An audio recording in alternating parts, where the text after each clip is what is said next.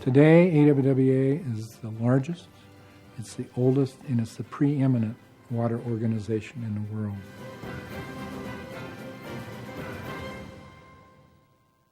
We all know that the American Water Works Association has a long, rich, and very proud history that stretches over 125 years. But have you ever wondered what brought those 22 men together in 1881 to form an organization that is now the largest and oldest water organization in the entire world? Well, to understand it, we have to look at the history of public health in North America. So let's think about the 1800s, the early 1800s. Between roughly 1820 and 1875 or so, three major cholera pandemics struck the world, killing millions of people. About in 1832, the first of those hit North America. And the death toll really will never be known because a lot of states destroyed their health records because they were afraid that the newly landed immigrants were going to be blamed for cholera and they'd be killed. The next outbreak hit the world in the 1850s. And in 1849, it actually started in the United States a little earlier. And unfortunately, that was the same time that people were going west to find gold, to find homes, to find new jobs. And they took cholera with them. The jumping off point for a lot of that westward expansion was St. Louis, Missouri. 10% of the population of St. Louis died within 3 months from cholera.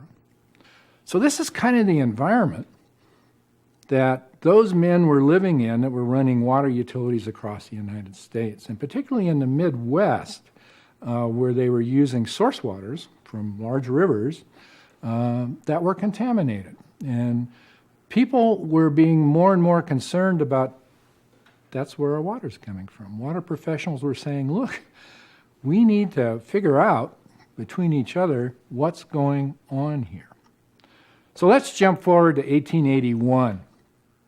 What a year 1881 was. 3 different men were in the White House because of an assassination.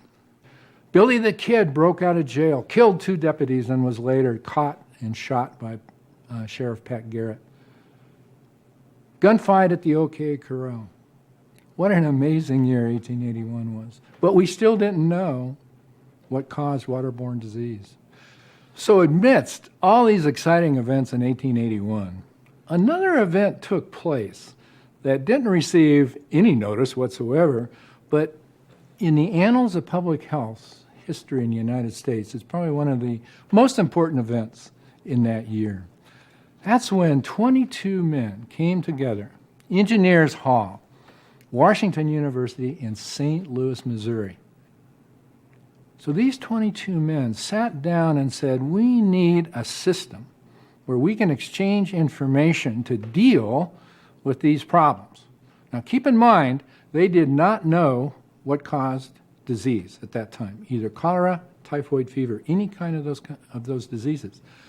But they knew there was an issue with their source water. They knew it was contaminated, and they said, we need to do something about it. So we need to be able to talk to people in Iowa, in Kansas, in Illinois, and Kentucky to find out how are people dealing with these issues. That was the formation of the American Water Works Association.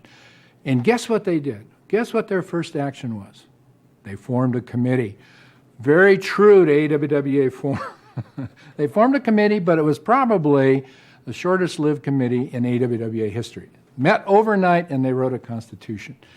That constitution passed the next day unanimously, and they said the purpose of this organization is to exchange information so that we can operate our water utilities better for the common good of the customer.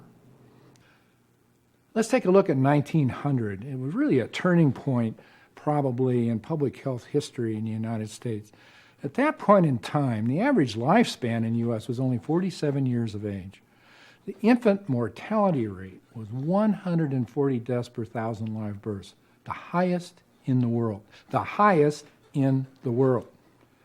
Obviously, public health professionals were alarmed. Water utility professionals were alarmed at these terrifying statistics. At the AWWA conference in 1901, George Warren Fuller gave a paper that showed that those cities that used groundwater or that used filtered surface water had a far less incidence of disease than those who did not. In the next 8 years, 13 times the number of filtration plants were built in the U.S. than ever existed before. The typhoid fever rate plummeted by 55%. AWWA had a huge role to play by making sure people had this information, the impact that filtration and, of course, disinfection with chlorine, which followed shortly thereafter, was having on disease rates. They could show, here's what's happening. We can save lives by investing in proper water treatment. AWWA started to gain an international reputation as kind of the meeting place for information. If you wanted information, you could go to the AWWA annual meeting and see all the experts in water treatment from worldwide now gathering in one place to exchange information. Another momentous event happened in 1908. That's when AWWA adopted the very first standard. It was for cast iron pipe and fittings. One of the issues in all of water history has been getting pipes that would fit together. So if a pipe broke, you'd almost have to make an entirely new pipe because you never knew what the wall thickness was going to be or the opening was going to be, and you could never get a valve or a fire hydrant to fit. Back in the late 1800s, AWWA appointed the second committee to come up with this standard. So there was a standard that people could use. And that was finally adopted in 1908. And as we know now, AWWA has approximately 140 standards for chemicals, for pipes, for other accoutrements that the industry needs in order to get water to the customer. So in 1914, AWWA sat down and said, the men sat down and said, you know, there's such interest in what we're doing, we need a better way to get information out to localities. So they changed the Constitution to allow the formation of sections or local entities that would be under the broad umbrella of AWWA, but still could be then local means of communication. So all of a sudden, so much information started happening that people were saying, we need more than just once a year proceedings. So they started what they called the Journal of the American Water Works Association, and they published it 4 times a year. Demand kept going. So in 1919, they appointed an editor. His name, Abel Woolman.